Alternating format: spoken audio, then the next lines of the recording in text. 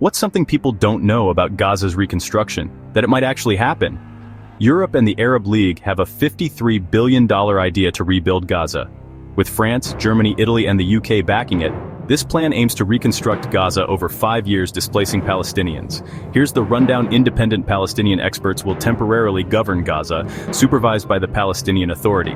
International peacekeepers will be deployed to ensure stability, but not everyone's on board. Israel and the US are pushing back.